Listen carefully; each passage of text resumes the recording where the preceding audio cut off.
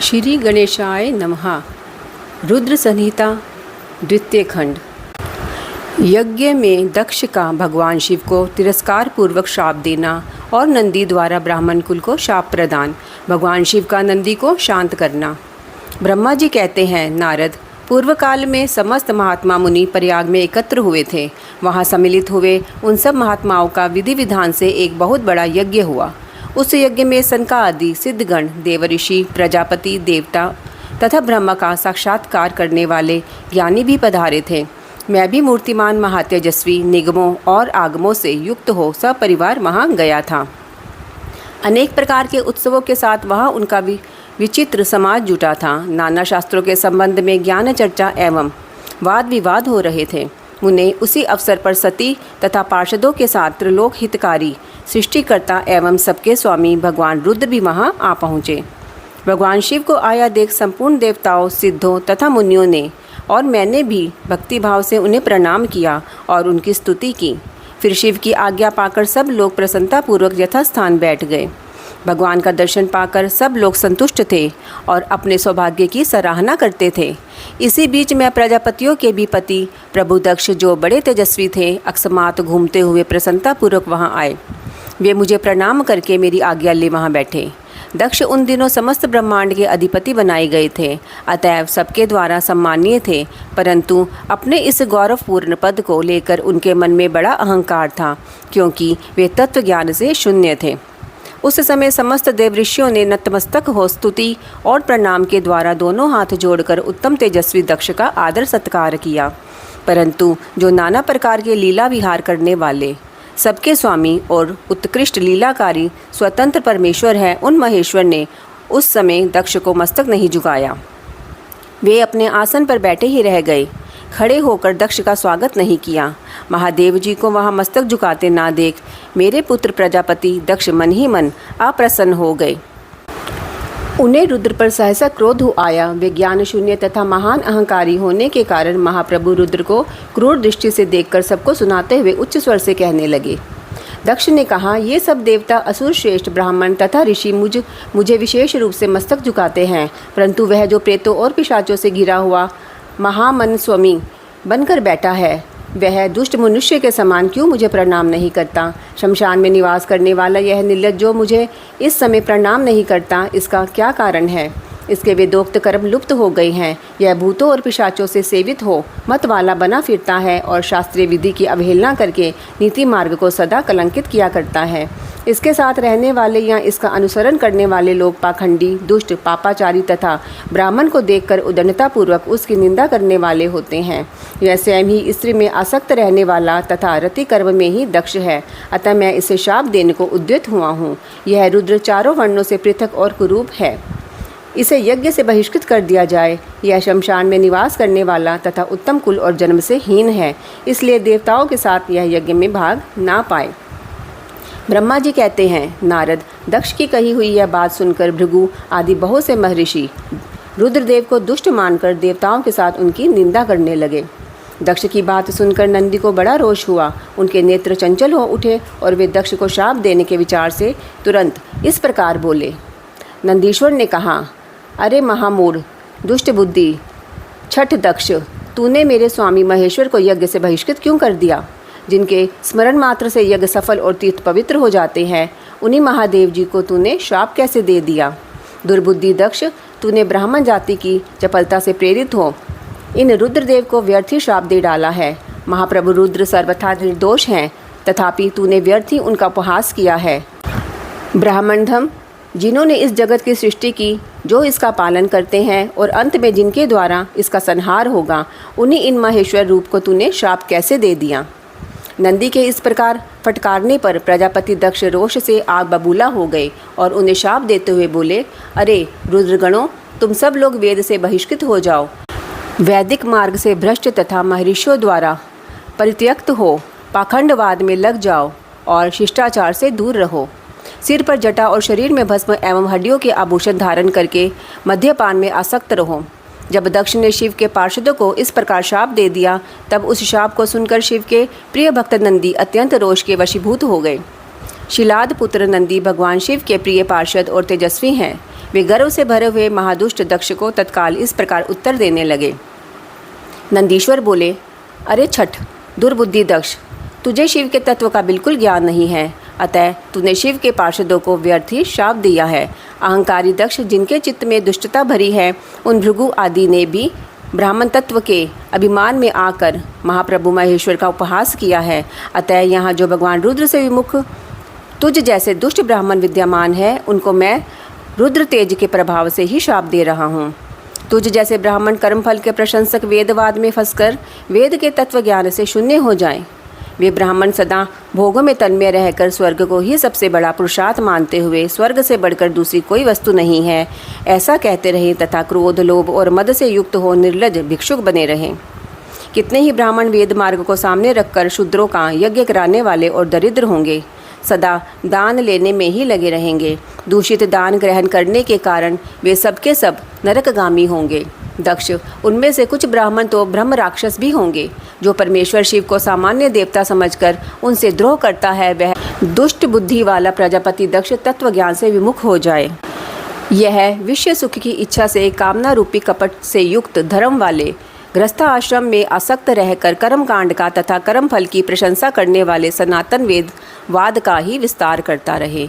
इसका आनंदमय मुख नष्ट हो जाए, यह आत्मज्ञान को भूलकर पशु के समान हो जाए तथा यह दक्ष कर्म भ्रष्ट हो शीघ्र ही बकरे के मुख से युक्त हो जाए।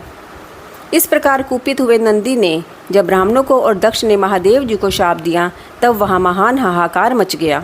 नारद, मैं वेदों का प्रतिपादक होने के कारण शिव तत्व को जानता हूँ, इसलिए दक्ष का वह शाप सुनकर मैंने बारंबार उसकी तथा भृगु आदि ब्राह्मणों की भी निंदा की। सदाशिव महादेव जी की भी नंदी की यह बात सुनकर हंसते हुए से मधुर वाणी में बोले। वे नंदी को समझाने लगे।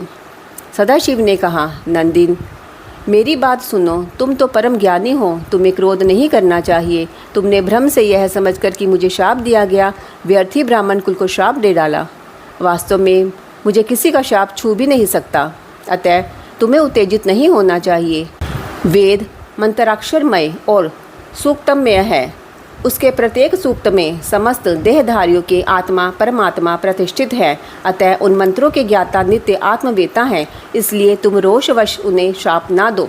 किसी की बुद्धि कितनी ही दूषित क्यों ना हो, वह कभी वेदों को शाप नहीं दे सकता।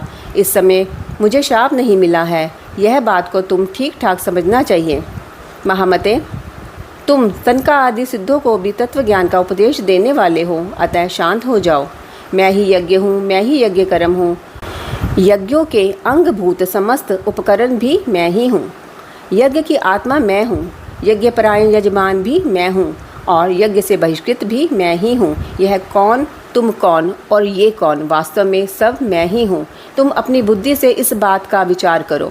तुमने ब्राह्मणों को व्यर्थ ही श्राप दिया है। महामते नंदिन, तुम तत्व ज्ञान के द्वारा प्रपंच रचना का वाद करके आत्मनिष्ठ ज्ञानी एवं क्रोध आदि से शून्य हो जाओ। ब्रह्मा जी कहते हैं, नारद भगवान शंभु के इस प्रकार समझाने पर नंदीकेश्वर विवेक पारायण हो क्रोध रहित एवं शांत हो गए। भगवान शिव भी अपने प्राण प्रिय पार्षद नंदी को शीघ्र ही तत्व का बोध कराकर प्रमथ गणों के साथ वहाँ से प्रसन्नतापूर्वक अपने स्थान को चल दिए। इधर रोषवेश से युक्त दक्ष भी ब्राह्मणों से घिरे हुए अपने स्थान को लौट गए, परंतु उनका चित्त शिवद्रोह में ही तत्पर था।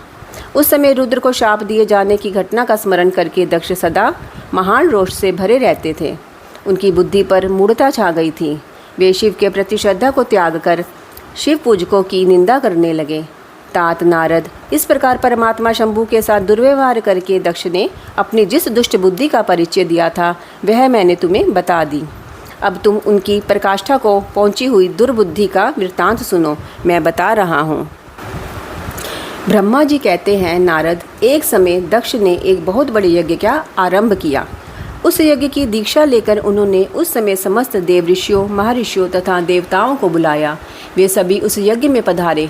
अगस्त्य, कश्यप, अत्रि, वामदेव, भृगु, दधीचि, भगवान व्यास, भारद्वाज, गौतम, पैल, पराशर, गर्ग, भार्गव, ककुश, सित, सुमंतु, त्रिक, कंक और वैशंपायन, ये तथा दूसरे बहुसंख्यक मुनि अपनी स्त्री पुरुषों को साथ ले मेरे पुत्र दक्ष के यज्ञ में हर्षपूर्वक सम्मिलित हुए थे।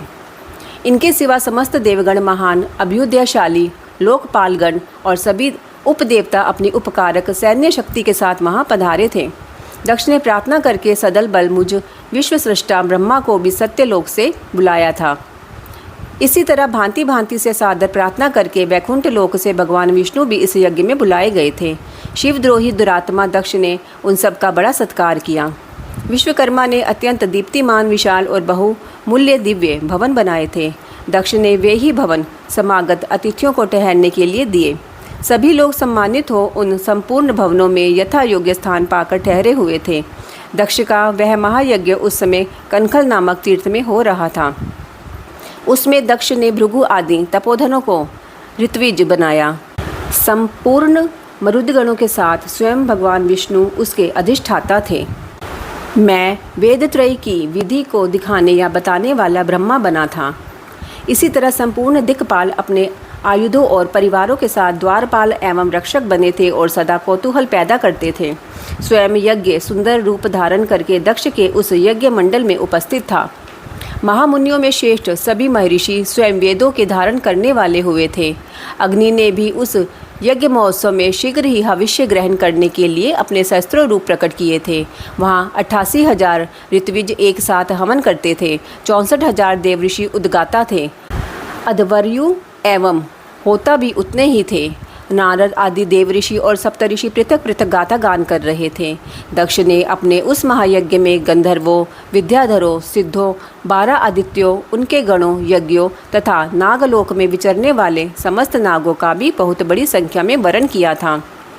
ब्रह्म ऋषि, राज ऋषि और देव ऋषियों के समुदाय तथा बहुसंख्यक नरेश भी उसमें आमंत्रित थे, जो अपने मित्रों, मंत्रियों तथा सेनाओं के साथ आए थे।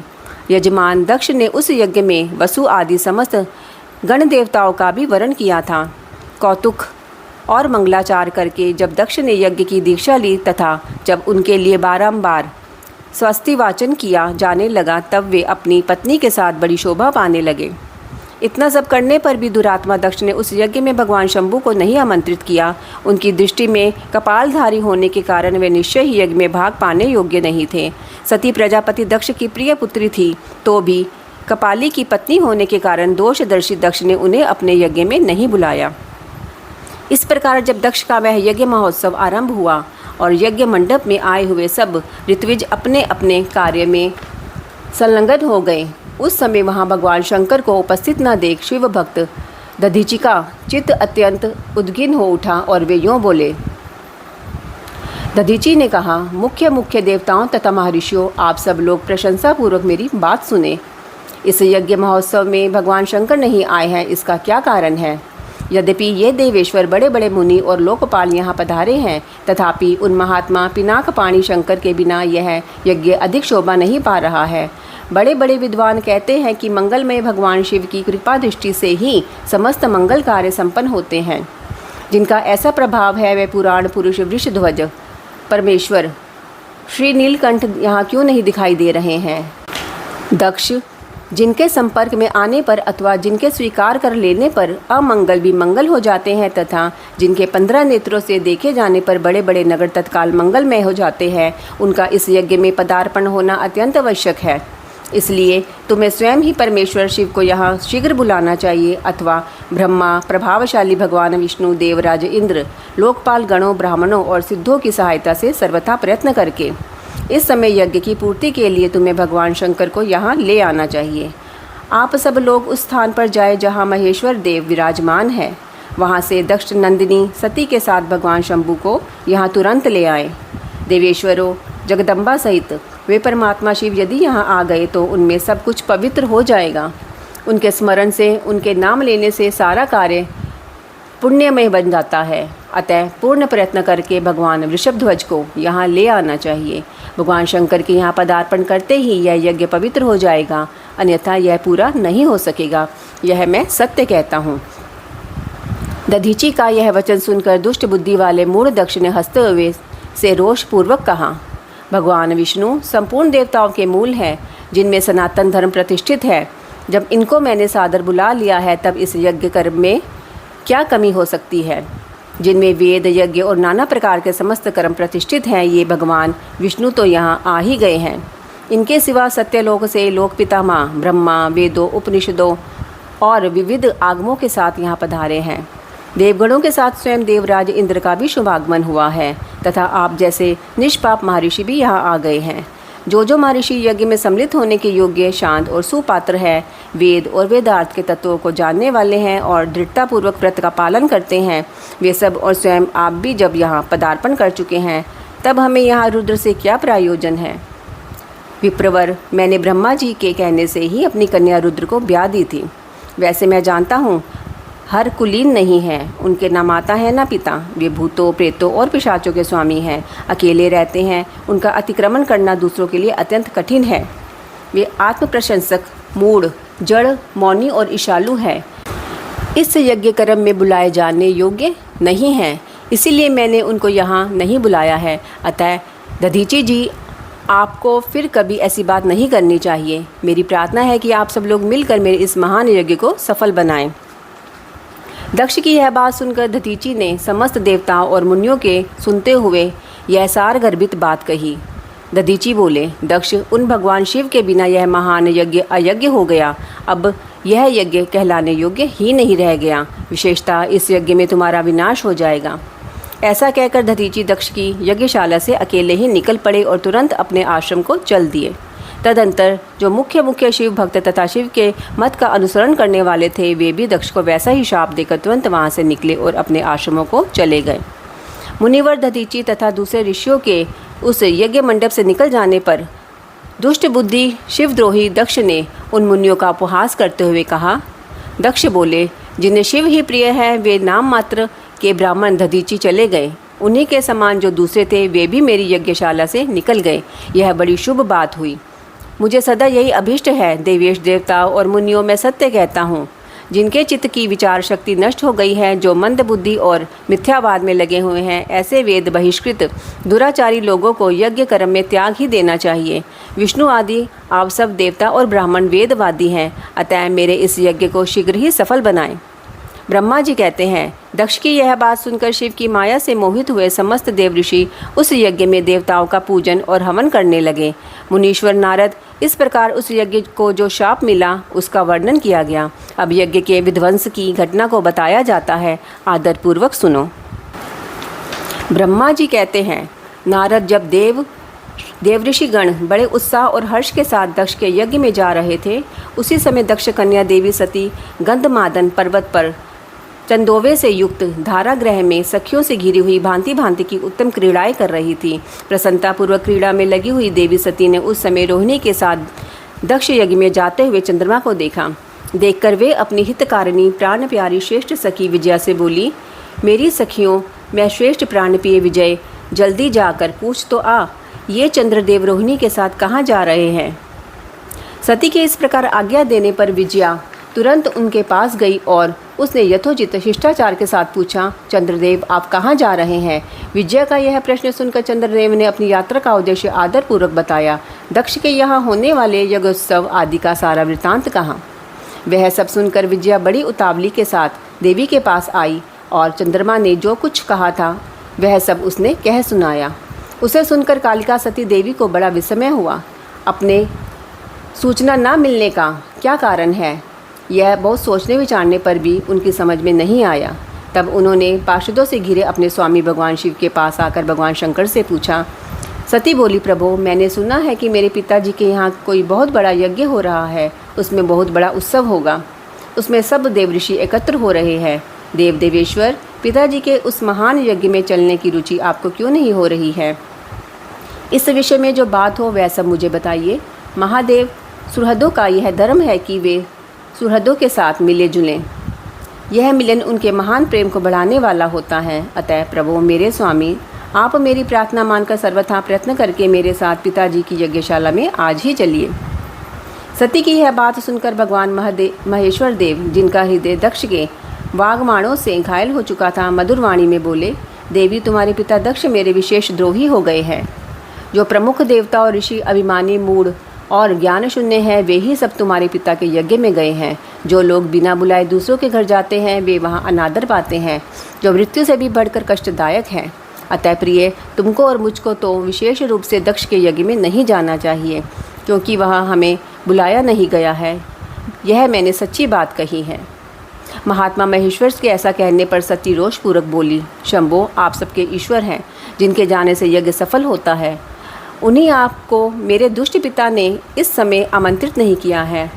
प्रभो, उस दुरात्मा का अभिप्राय क्या है, वह सब मैं जानना चाहती हूँ। साथ ही वहाँ आए हुए संपूर्ण दुरात्मा देव ऋषियों के मनोभाव का भी मैं पता लगाना चाहती हूँ। अतः प्रभु, मैं आज ही पिता के यज्ञ में जाती हूँ। नाथ परमेश्वर, आप मुझे वहाँ जाने की आज्ञा दे दें। देवी सती के ऐसा कहने पर सर्वज्ञ, सर्वदृष्टा, सर्व सृष्टिकर्ता एवं कल्याण स्वरूप साक्षात भगवान रुद्र उनसे इस प्रकार बोले। शिव ने कहा, उत्तम व्रत का पालन करने वाली देवी, यदि इस प्रकार तुम्हारी रुचि वहाँ अवश्य जाने के लिए हो गई है तो मेरी आज्ञा से तुम शीघ्र अपने पिता के यज्ञ में जाओ।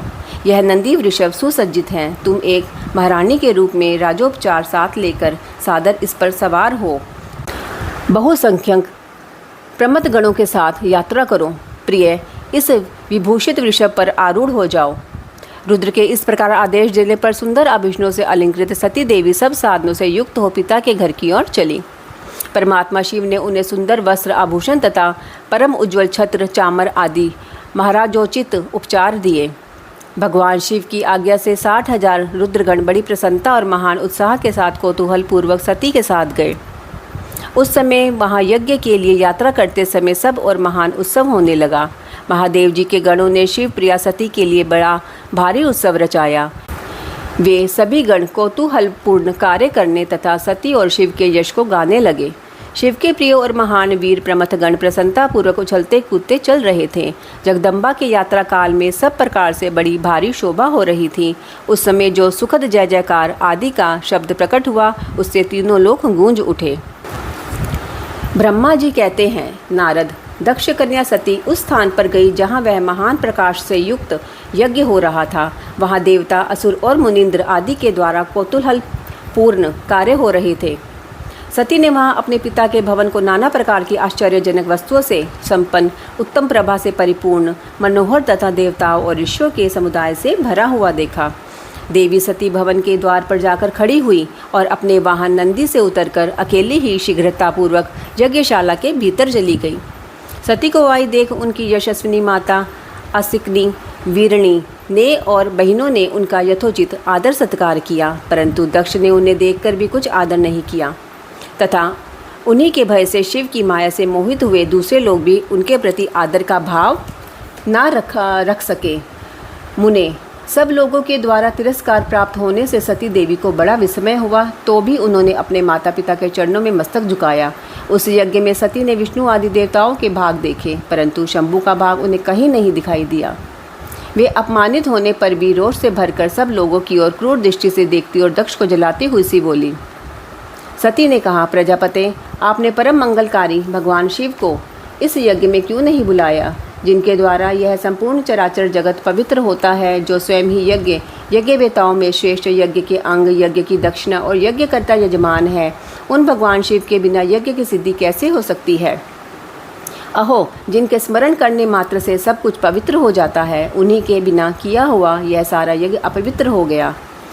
द्रव्य, मंत्र आदि, हव्य और कव्य, ये सब जिनके स्वरूप हैं, उन्हीं भगवान शिव के बिना इस यज्ञ का आरंभ कैसे किया गया? क्या आपने भगवान शिव को सामान्य देवता समझकर उनका अनादर किया है? आज आपकी बुद्धि भ्रष्ट हो गई है, इसलिए आप पिता होकर भी मुझे अधम जंच रहे हैं। अरे, ये विष्णु और ब्रह्मा आदि देवता तथा मुनि अपने प्रभु भगवान शिव के आए बिना इस यज्ञ में कैसे चले आए? ऐसा कहने के बाद शिव स्वरूपा परमेश्वरी सती ने भगवान विष्णु, ब्रह्मा, इंद्र आदि सब देवताओं को तथा समस्त ऋषियों को बड़े बड़े शब्दों में फटकारा। ब्रह्मा जी कहते हैं, नारद, इस प्रकार क्रोध से भरी हुई जगदम्बा सती ने वहाँ व्यथित हृदय से अनेक प्रकार की बातें कहीं। श्री विष्णु आदि समस्त देवता और मुनि जो वहाँ उपस्थित थे, सती की बात सुनकर चुप रह गए। अपनी पुत्री के वैसे वचन सुनकर कुपित हुए दक्ष ने सती की ओर क्रूर दृष्टि से देखा और इस प्रकार कहा। दक्ष बोले, भद्रे, तुम्हारे बहुत कहने से क्या लाभ, इस समय यहाँ तुम्हारा कोई काम नहीं है। तुम जाओ या ठहरो, यह तुम्हारी इच्छा पर निर्भर है। तुम यहाँ आई ही क्यों? समस्त विद्वान जानते हैं कि तुम्हारे पति शिव अमंगल रूप हैं। वे कुलीन भी नहीं हैं, वेद से बहिष्कृत है और भूतों, प्रेतों तथा पिशाचों के स्वामी हैं। वे बहुत ही कुवेश धारण किए रहते हैं, इसलिए रुद्र को इस यज्ञ के लिए नहीं बुलाया गया है। बेटी, मैं रुद्र को अच्छी तरह जानता हूँ, अतः जानबूझकर ही मैंने देवऋषियों की सभा में उनको आमंत्रित नहीं किया है। रुद्र को शास्त्र के अर्थ का ज्ञान नहीं है, वे उदंड और दुरात्मा है। मुझ मूढ़ पापी ने ब्रह्मा जी के कहने से उनके साथ तुम्हारा विवाह कर दिया था, अतः शुचिस्मिते, तुम क्रोध छोड़कर स्वस्थ शांत हो जाओ। इस यज्ञ में तुम आ ही गई हो तो स्वयं अपना भाग या दहेज ग्रहण करो। दक्ष के ऐसा कहने पर उनकी त्रिभुवन पूजिता पुत्री सती ने शिव की निंदा करने वाले अपने पिता की ओर जब दृष्टिपात किया तब उनका रोष और भी बढ़ गया। वे मन ही मन सोचने लगी कि अब मैं शंकर जी के पास कैसे जाऊंगी। यदि शंकर जी के दर्शन की इच्छा से वहां आई और उन्होंने यहाँ का समाचार पूछा तो मैं उन्हें क्या उत्तर दूंगी। तदंतर तीनों लोकों की जननी सती रोषावेश से युक्त हो लंबी सांस खींचती हुई अपने दुष्ट हृदय पिता दक्ष से बोली। सती ने कहा, जो महादेव जी की निंदा करता है अथवा जो उनकी होती हुई निंदा को सुनता है, वे दोनों तब तक नरक में पड़े रहते हैं जब तक चंद्रमा और सूर्य विद्यमान हैं। अतः तात मैं अपने इस शरीर को त्याग दूंगी, जलती आग में प्रवेश कर जाऊंगी। अपने स्वामी का अनादर सुनकर अब मुझे अपने इस जीवन की रक्षा से क्या प्रयोजन। यदि कोई समर्थ हो तो वह स्वयं विशेष यत्न करके शंभु की निंदा करने वाले पुरुष की जीभ को बलपूर्वक काट डाले, तभी वह शिव निंदा श्रवण के पाप से शुद्ध हो सकता है, इसमें संशय नहीं है। यदि कुछ कर सकने में असमर्थ हो तो बुद्धिमान पुरुष को चाहिए कि वह दोनों कान बंद करके वहाँ से निकल जाए। इससे वह शुद्ध रहता है, दोष का भागी नहीं होता, ऐसा श्रेष्ठ विद्वान कहते हैं। इस प्रकार धर्म नीति बताने पर सती को अपने आने का कारण बड़ा पश्चाताप हुआ। उन्होंने व्यथित चित्त से भगवान शंकर के वचन का स्मरण किया। फिर सती अत्यंत कुपित हो दक्ष से, उन विष्णु आदि समस्त देवताओं से तथा मुनियों से भी निडर होकर बोली। सती ने कहा, तात तुम भगवान शंकर के निंदक हो, इसके लिए तुम्हें पश्चाताप होगा। यहाँ महान दुख भोग कर अंत में तुम्हें यातना भोगनी पड़ेगी। इस लोक में जिनके लिए न कोई प्रिय है न अप्रिय, उन निर्वैर परमात्मा शिव के प्रतिकूल तुम्हारे सिवा दूसरा कौन चल सकता है। जो दुष्ट लोग वे सदा ईर्ष्यापूर्वक यदि महापुरुषों की निंदा करें तो उनके लिए यह कोई आश्चर्यजनक बात नहीं है, परंतु जो महात्माओं के चरणों की रज से अपने अज्ञान अंधकार को दूर कर चुके हैं, उन्हें महापुरुषों की निंदा शोभा नहीं देती। जिनका शिव यह 2 अक्षरों का नाम कभी बातचीत के प्रसंग से मनुष्यों की वाणी द्वारा एक बार भी उच्चारित हो जाए तो वह संपूर्ण पाप राशि को शीघ्र ही नष्ट कर देता है। उन्हीं पवित्र कीर्ति वाले निर्मल शिव से तुम द्वेष करते हो। आश्चर्य है, वास्तव में तुम अशिव अमंगल रूप हो।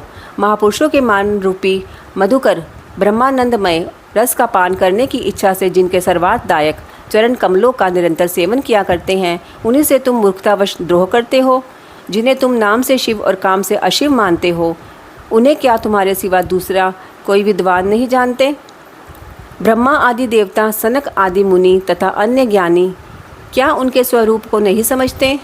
उदार बुद्धि भगवान शिव जटा फैलाए, कपाल धारण किए, शमशान में भूतों के साथ प्रसन्नतापूर्वक रहते तथा भस्म एवं नरमुंडों की माला धारण करते हैं। इस बात को जानकर भी जो मुनि और देवता उनके चरणों से गिरे हुए निर्माल्य को बड़े आदर के साथ अपने मस्तक पर चढ़ाते हैं, इसका क्या कारण है? यही कि वे भगवान शिव ही साक्षात परमेश्वर हैं। प्रवृत्ति यज्ञ आदि और निवृत्ति शम दम आदि 2 प्रकार के कर्म बताए गए हैं। मनीषी पुरुषों को उनका विचार करना चाहिए। वेद में विवेचन पूर्वक उनके रागी और विरागी 2 प्रकार के अलग अलग अधिकारी बताए गए हैं। परस्पर विरोधी होने के कारण उक्त दोनों प्रकार के कर्मों का एक साथ एक ही कर्ता के द्वारा आचरण नहीं किया जा सकता।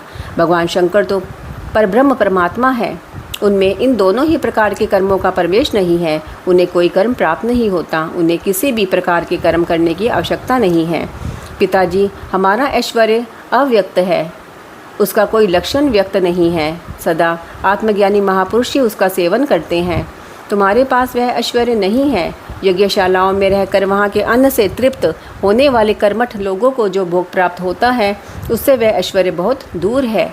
जो महापुरुषों की निंदा करने वाला और दुष्ट है, उसके जन्म को धिक्कार है। विद्वान पुरुष को चाहिए कि उसके संबंध को विशेष रूप से प्रयत्न करके त्याग दे।